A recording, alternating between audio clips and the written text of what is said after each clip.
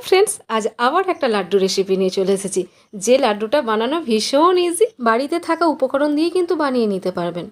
आज बानाबो सुजिर लाड्डू। तो चलुन देखे निन किभाबे रेसिपिटा बानिয়েছি। जे कोनो मिष्टि बानानोर समय একটা জিনিস আমাদের লক্ষ্য রাখতে হয়, সেটা হচ্ছে তার রেশিওটা।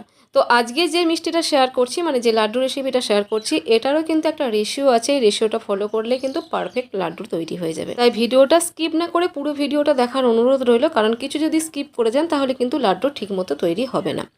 তো আমার চ্যানেল হাঙ্গার কেপ ডিলাইটে আপনাদের সবাইকে স্বাগত জানাই। প্রথমেই নিয়ে নিয়েছি আমি এখানে 1 কাপ সুজি। এটা কিন্তু যে পাতলা সুজিটা হয় সেই সুজিটা নিয়েছি, মানে ছোট দানার। বড় দানার হলে একটু মিক্সিতে গ্রাইন্ড করে নেবেন। এবার এর মধ্যে দিয়ে দিচ্ছি 2 টেবিল স্পুন তেল। আর এখানে তেলের বদলে কিন্তু ঘিও ইউজ করতে পারেন। আর অবশ্যই মাথায় রাখবেন, সুজিটা যদি একদম ছোট দানার না হয় তাহলে কিন্তু গ্রাইন্ড করে নিতে হবে।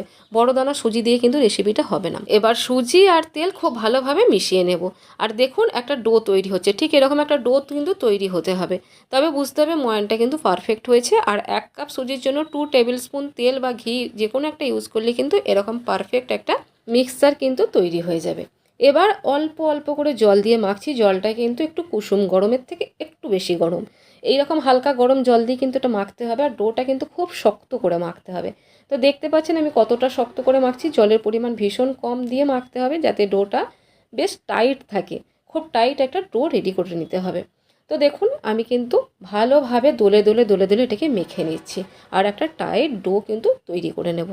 তো দেখতে পাচ্ছেন একটা পারফেক্ট ডো কিন্তু রেডি হয়ে গেছে। এটাই কিন্তু খুব একটা মাখার দরকার নেই। এবার এই ডোটা থেকে অল্প একটু করে পোর্শন নিয়ে আর মুইঠার মতো বানিয়ে নেব। যেমন আমরা চিতল মাছের মুইঠা বা মুসুর ডালের মুইঠা বা ছোলার ডালের মুইঠা যেমন বানিয়ে থাকি, ঠিক সেইভাবেই এইভাবে গড়ে নিতে হবে। আর এইভাবে আঙুলের ছাপটা থাকলে কি হবে বলুন তো, এটা কিন্তু খুব সুন্দরভাবে ভাজা যাবে পারফেক্ট হয়ে। তো সব মুইঠাগুলো আমি বানিয়ে নিয়েছি। এবার তেল গরম বসিয়ে দিয়েছি। তেলটা কিন্তু খুব ভালো মতো প্রথমে হিট করে নিতে হবে। তো তেলটা খুব ভালো মতো গরম হয়ে গেছে। আমি একটু এভাবে নাড়িয়ে নিলাম। এবার একটা একটা করে মুইঠা ছেড়ে দিচ্ছি। আর মুইঠাগুলো ছেড়ে দেওয়ার পর গ্যাসটাকে লোতে রাখতে হবে। প্রায় 8 থেকে 10 মিনিট টাইম লাগবে এগুলো ভেজে নিতে। তো দেওয়ার পর দেখুন আমি সাথে সাথেই কিন্তু এটা নাড়িয়ে নিইনি। একটু সেট হয়ে যাওয়ার পর আলতো আলতো করে নেড়ে নিচ্ছি, না হলে কিন্তু এগুলো ভেঙে যাওয়ার ভয় আছে। তো কিছুক্ষণ পর নেড়ে না দিলে আবার নিচের দিকটা কিন্তু লাল হয়ে যাবে আর ওপরের দিকটা সাদা থেকেই যাবে। তো দেখুন আমি উল্টে পাল্টে কত সুন্দর করে ভেজে নিচ্ছি। কালার কিন্তু আসতে শুরু করেছে, হালকা হালকা কিন্তু গোল্ডেন হতে শুরু করেছে। আর কিছুক্ষণ ভেজে নিয়ে এগুলো তুলে নেব। এবার দেখতে পাচ্ছেন ভালো একটা কালার হয়ে গেছে। এবার এগুলোকে তুলে নিচ্ছি।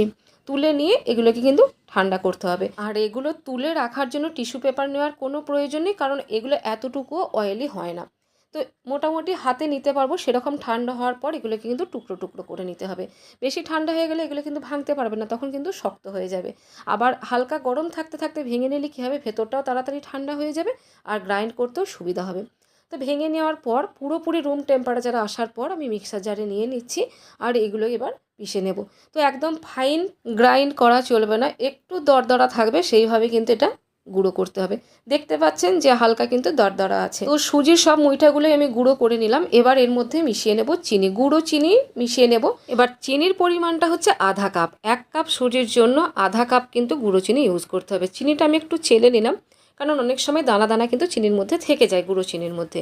এবার খুব ভালো করে মিশিয়ে নিয়েছি। এবার এর মধ্যে 1/4 টিস্পুন এলাচের গুঁড়ো দিয়ে দিলাম যাতে একটা ভালো ফ্লেভার আসে।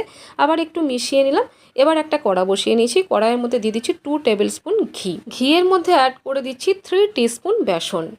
1 কাপ সুজির জন্য 3 টিস্পুন বেসন কিন্তু ইউজ করতে হবে। বেসনটা খুব ভালোভাবে ভেজে নেব। আর এই বেসনটা অ্যাড করলে এর ফ্লেভারটা খুব সুন্দর আসে, সুজির যে লাড্ডুগুলো তৈরি হবে। তো বেসনটা ততক্ষণ ভেজে নেব যতক্ষণ না একটা বেশ বিস্কুটি কালার এসে যায়। তো দেখুন কালারটা খুব সুন্দর হয়ে গেছে। এবার এটা কিন্তু আমি যে সুজির মিক্সারটা বানিয়ে রেখেছিলাম তার মধ্যে দিয়ে দেব। মোট ঘিয়ের ইউজ হবে 1/4 কাপ, মানে যতটা সুজি তার হাফ চিনি আর চিনির হাফ কিন্তু ঘি।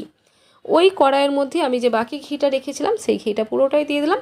এবার এই ঘিটার মধ্যে আমি ভেজে নেব আমন্ড আর কাজু, যেগুলোকে কিন্তু আমি ক্রাশ করে নিয়েছি। এবার এটাও একটু গ্যাসের ফ্লেম লো করে একটু লাল লাল হওয়া পর্যন্ত ভেজে নেব। দেখতে পাচ্ছেন ভাজা হয়ে গেছে। এবার এর মধ্যে অ্যাড করে দিলাম 1/4 কাপ কিশমিশ। এটা আপনাদের ওপর ডিপেন্ড করছে কতটা ড্রাই ফ্রুটস দেবেন বা দেবেন না, বা স্কিপ করে দেবেন বা আরও চাইলে অ্যাড করতে পারেন, সেটা আপনাদের ওপর ডিপেন্ড করছে। তো সমস্ত ড্রাই ফ্রুটসগুলো ভাজা হয়ে গেছে। এবার আমি এই মিক্সারটার মধ্যে দিয়ে দিলাম। খুব ভালোভাবে মিশিয়ে নেবে এবার সমস্ত উপকরণগুলো।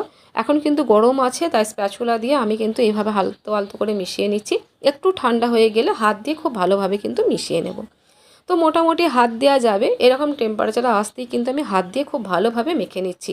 এখানে মাখার কাজটা খুব ভালোভাবে করতে হবে, তবেই কিন্তু লাড্ডুগুলো বানানো যাবে খুব ভালো মতো। মাখা হয়ে গেছে মোটামুটি, এবার অল্প অল্প করে পোর্শন আমি নিয়ে নিচ্ছি এখান থেকে, আর নিয়ে এগুলোকে এবার আমি লাড্ডুর আকারে গড়ে নেব।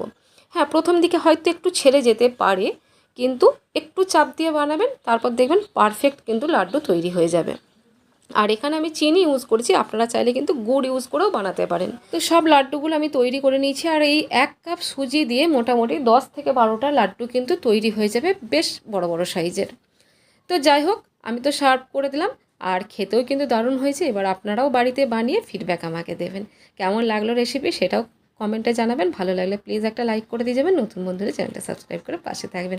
ফেসবুক থেকে দেখে থাকলে পেজটা ফলো করে দেবেন। তো আজকের মতো বিদায় নিচ্ছি, আবার দেখা হবে নেক্সট রেসিপিতে। ততক্ষণের জন্য সবাই ভালো থাকুন, সুস্থ থাকুন, সাবধানে থাকুন, টাটা।